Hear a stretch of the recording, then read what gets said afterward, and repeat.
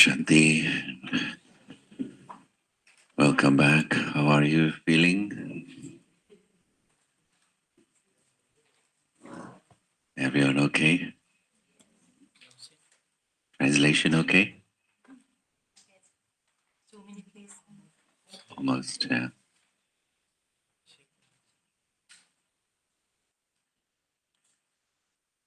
You just give me a thumbs up when you're ready. Okay?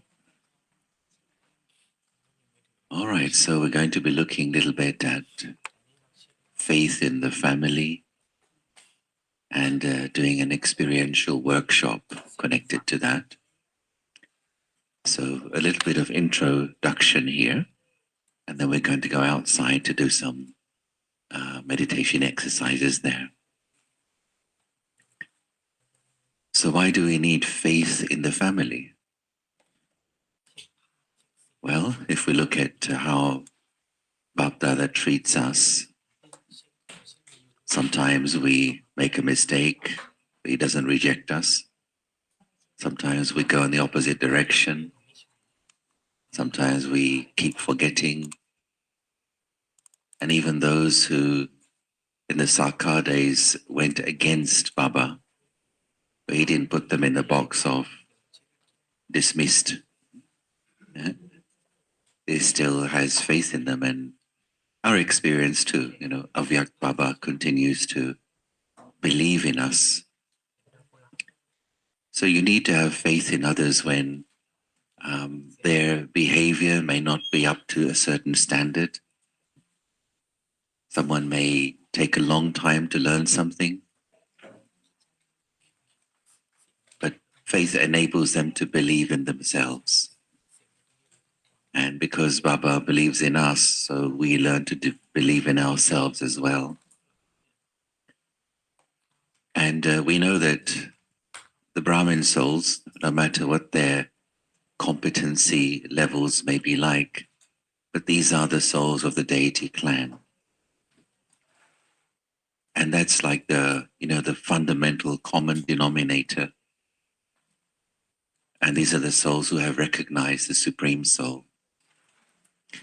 And Baba sometimes says, this is your first speciality. You have recognized the Supreme Soul has come, the Father has come. That makes everyone in Baba's family very, very, very special. Think of it practically. Imagine, for example, you have a big public program. Let's say 500 people come to that program. Then at the end of that, you announce that for those who want to know more, there will be a follow-up program. Let's say 200 come to the follow-up program. At the end of that, you announce those who are interested in Raj Yoga course starts next week, please come. Let's say 80 people come for the Raj Yoga course.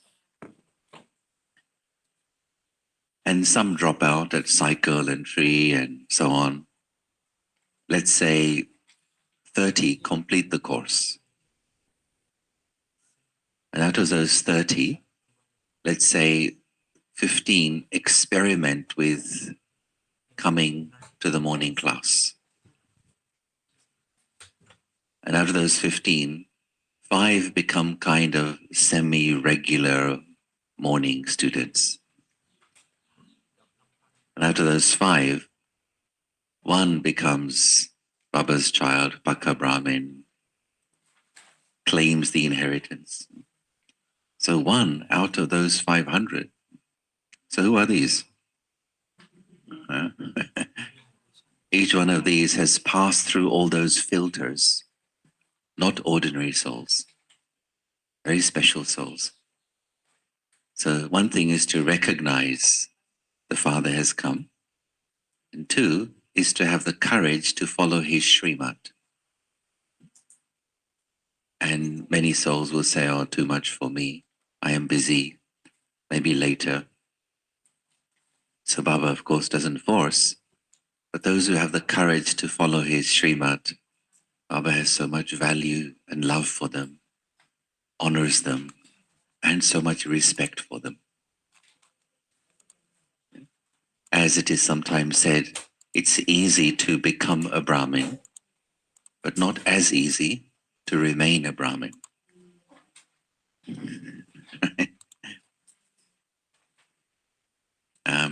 And when we come to Baba, usually it's a lot of love we are experiencing. We have very loveful yoga. But Baba has said, loveful yoga is not enough. Because as you begin to progress, your old sanskars will oppose you. Your old sanskars will oppose you. At that time, you need powerful yoga, not just loveful yoga. So we have to learn how to make that yoga more concentrated, more powerful, so I can get past the challenge of my own sanskars. And that's called Maya. Maya is the gravitational pull of one's old sanskars. And Maya only challenges the Brahmins, which is not great PR for Brahmin life. It's not a great advertising to be a Brahmin. Maya only challenges the Brahmins. But why? Why Maya challenges us only?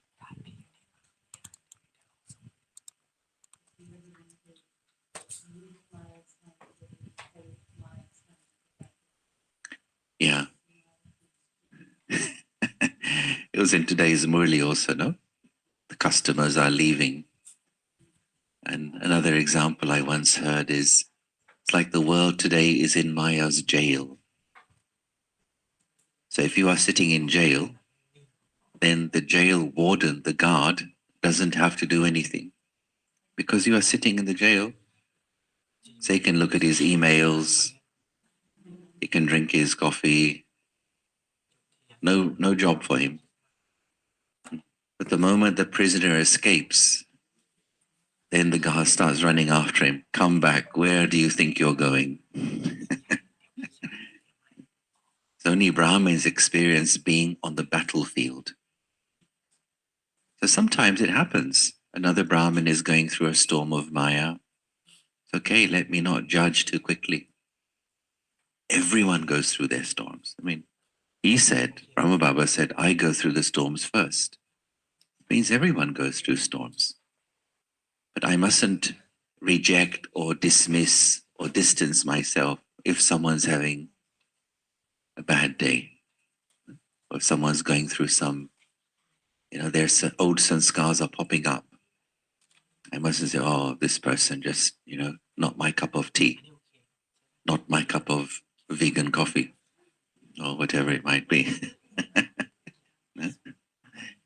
But their faith is needed.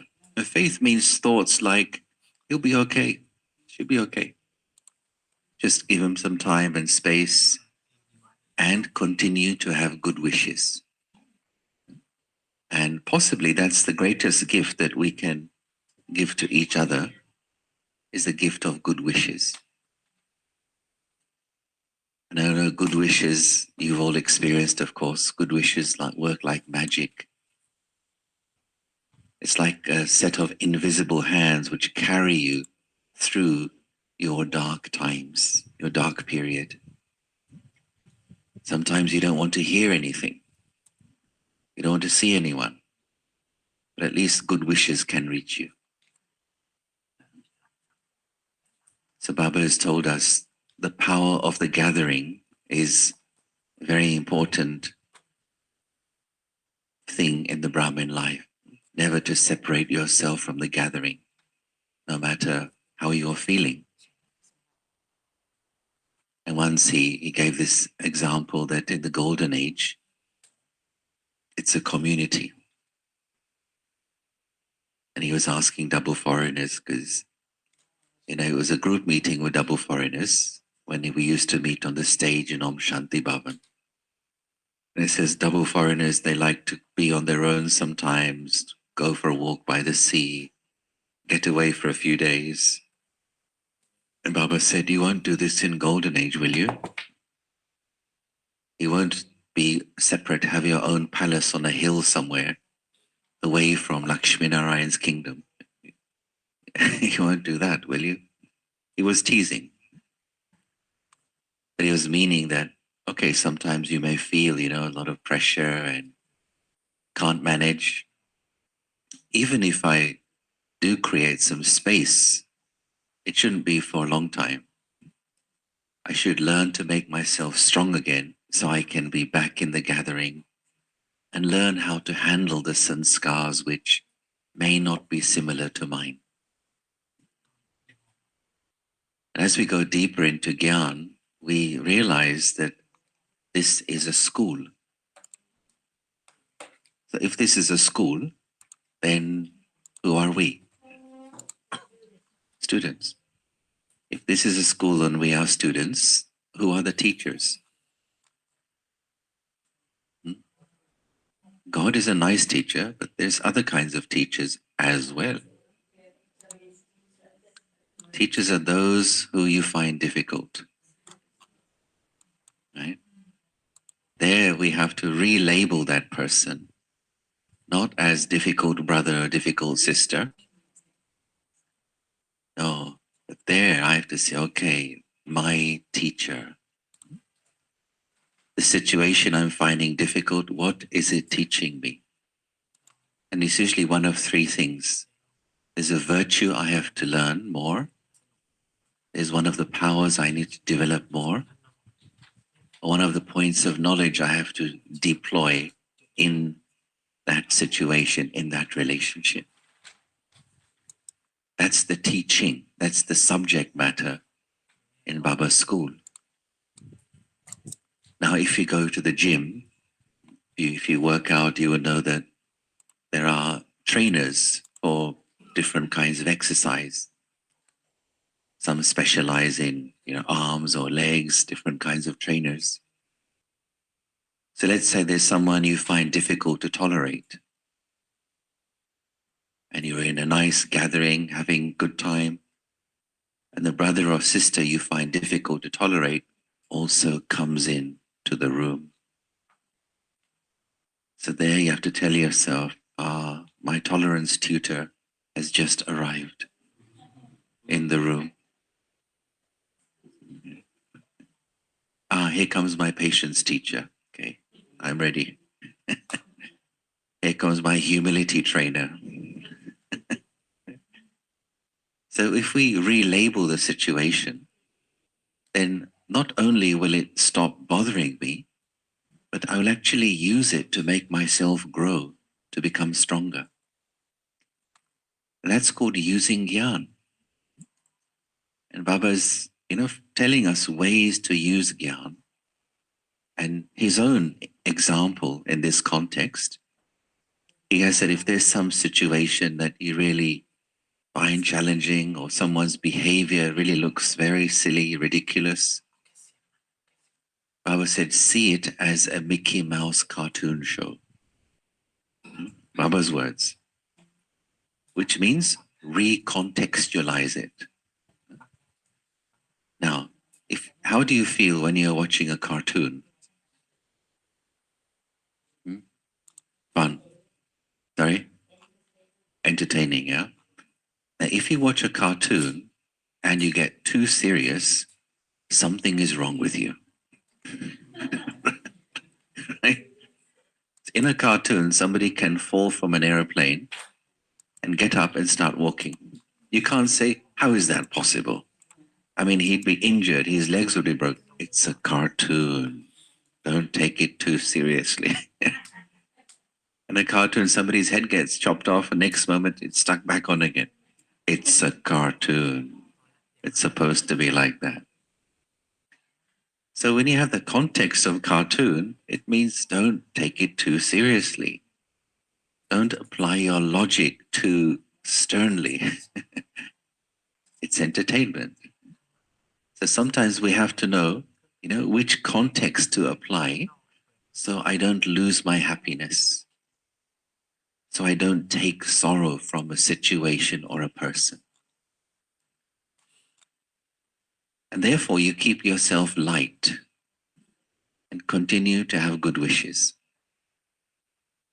So in order to have good wishes for others, first I need to be in my own dignity, in my stage.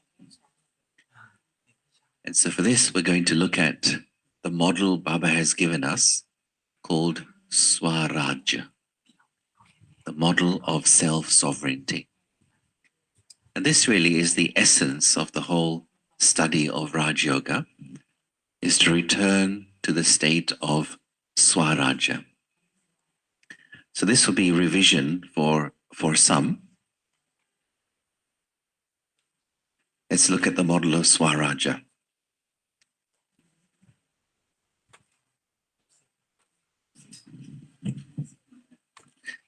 Can you see from there?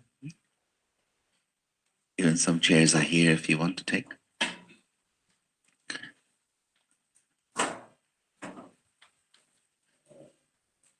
So we know there is the Raja or the king.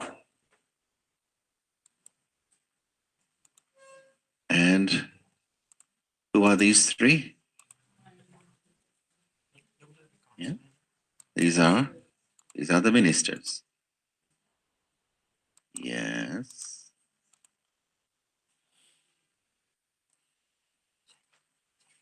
So these are the ministers. And what else do we have in the kingdom? Yeah.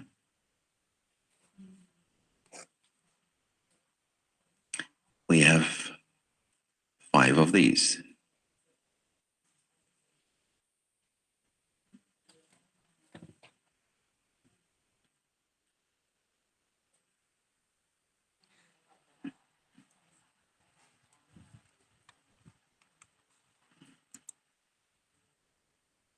So as you can see, in my last life, I was Pablo Picasso.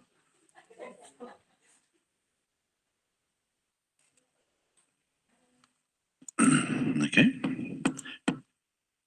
So this is the inner kingdom.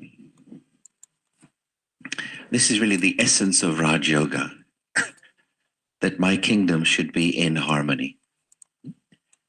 And when we were sitting on the throne in the golden age, complete harmony within the kingdom.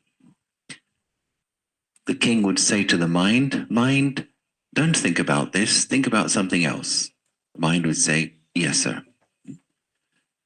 King may say to the intellect, okay, in this situation, what should I do? Intellect immediately brings the right decision. And the king can emerge whichever quality or virtue is needed. The job of the 5 senses is to bring 5 kinds of information about the world up to the king. The king chooses to respond as he wishes. It's a perfect order, perfect harmony within the kingdom. The ministers are friends, carrying out the orders of the king. The subjects very happily provide information about the world to the king. Everything was perfect, rosy, very harmonious. But it's not like that anymore. Right? So what happened then, as we entered Copper Age, Iron Age, the king says to the mind, stop thinking too much, stop worrying. The mind says, I'm going to worry more. I'm going to get more stressed. I'm going to get more emotional. The king says to the intellect, in a particular situation, what should I do here? What's the right thing to do? The intellect gets confused. I don't know what to do. Don't ask me. It's your job. Don't ask me. Confused. Another situation, the king asks, in this situation, I require patience. I need tolerance. Instead, sanskars brings irritation, anger, getting upset. So the ministers do not obey the orders of the king. The 5 senses are like 5 wild horses running in all different directions. So what we see, hear, taste, touch, smell, pulls the king in all different directions. So there has been a coup d'etat. The king has lost his position. So for example, let's see how this works. Let's say you see 2 or 3 people standing, talking amongst themselves, and you hear your name. They're talking about you. And they're saying something a little bit insulting, gossiping about you. You hear it. And you hear it, and you get irritated, or you get upset, or you get angry. So what has happened there? The ear has brought you this information. And that information has caused you to lose your happiness, to lose your dignity, to lose your self-respect. So that moment, the ear is sitting on the throne. The ear says, I am the boss. I choose how you feel right now. It's the same with the other senses. And so Baba is teaching us how to be the self-sovereign once again. What's the reason why the ministers no longer listen to the king? What do we know? Because the king left the throne. In the Copper Age, the king left the eternal throne of self-respect and created limited seats, limited identities to try to gain respect and power. What kind of seats? My position in somewhere, my property, the clan or the family I belong to. I belong to this clan. I belong to this area of land. My qualifications, my so-and-so. Limited seats of respect. And yet, even though the king is off the throne, he's still trying to give orders to the ministers. So ministers say, who are you to tell me what to do? Because they don't recognize the authority of the king. Now, a seat is a symbol of power and authority. Take, for example, a high court judge. If the judge is sitting in the court, the right seat, he or she has power. He or she can send you to jail or can free you. But if the judge is sitting in his or her house, in the front room, drinking some coffee, and says to you, go to jail, will you listen? No. He or she has no power.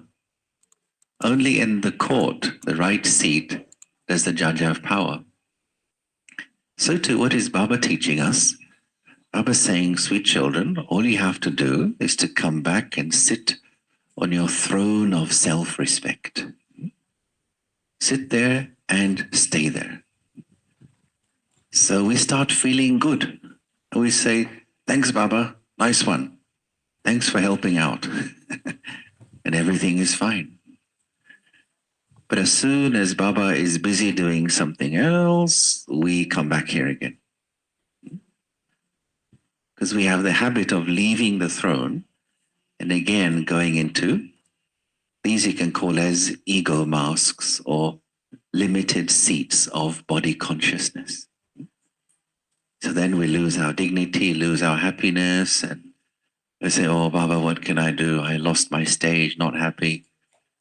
Baba says, don't worry about it, don't worry. Just come back to your throne, sit on your throne again. And we say, great, I feel okay now. Everything is cool. Everything is just fine. But then again, we come back here again. We keep coming back to those limited seats. And this happens for a while, until we learn to be here and stay here. And that's all Raj Yoga is. Sit on the eternal throne of self-respect and stay there. Don't move. That's what Baba calls as Samriti Swarup. Be the embodiment of awareness. Stay on that seat of self-respect. Now, there is an added complication, and that is that even when we come into the Brahmin life, we still have the tendency of creating seats. Before we created Lokik seats, I am from this country, I am from this company, I have this position in some organization. But the tendency to create seats continues for some time in the Brahmin life, and we create alokik seats. What kind of seats? Seats through which we still try and take power. As I mentioned before, like I am in charge of a department, service department, or a center, or an area, or whatever it might be. I'm in charge. Another one is some speciality. I am the best toli maker in the family. Right? And everyone knows that. I have been in Gyan like, maybe 300 years. Very, very experienced Brahmin, very experienced. See, carrying that chair. I've been to Madhuban like a zillion times. I know everything. Okay? And many others. I'm a very virtuous soul. Very virtuous. I'm extremely humble. I'm the most humble person in the room. And you should know that. Right? So on and so forth, you know? I have done so much service, and I have served so many. So these are also what Baba calls as golden chains. Now, do you like gold? Yeah, gold, you like gold, huh? Do you like golden chains? Looks nice, no? Golden chains? You like golden chains? Anybody else like golden chains? They are golden, but they're still chains. So a chain will restrict your freedom. You can only go so far. So Baba has said, go beyond the golden chains. Do not build your self-respect, your self-value, your self-importance, even upon your alokik characteristics. This is very important for Brahmins. Do not define your self-importance by your service role. Yeah.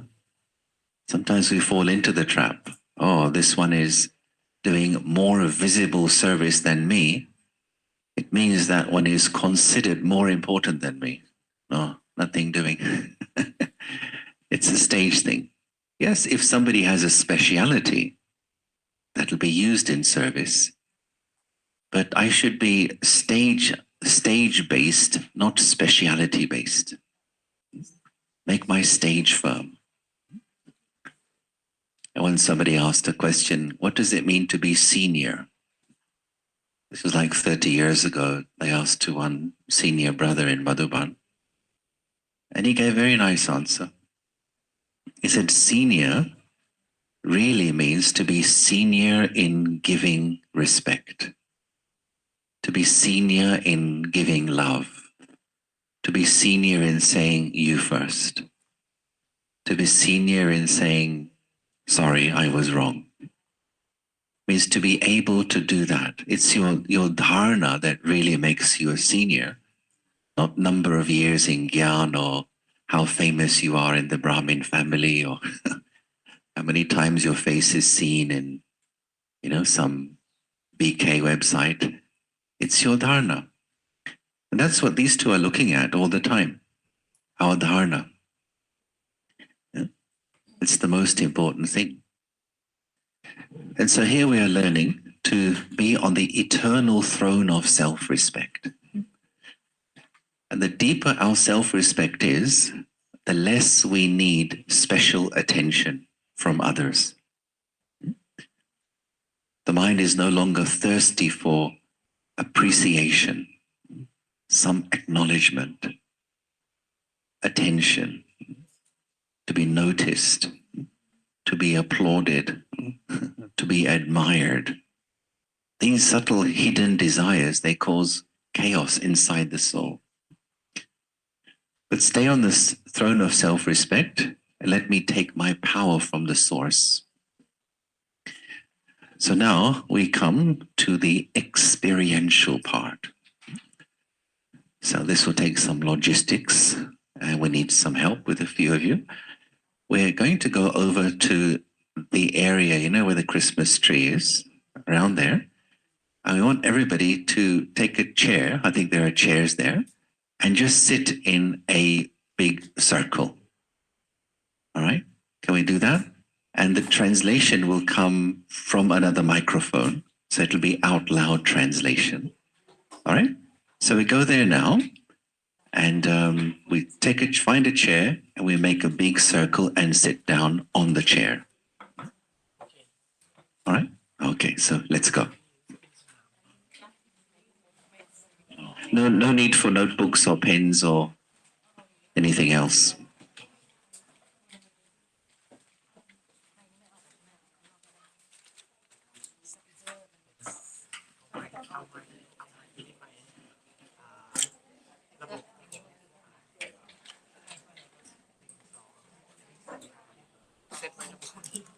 And just to remind, there are chairs there. You don't have to take a chair.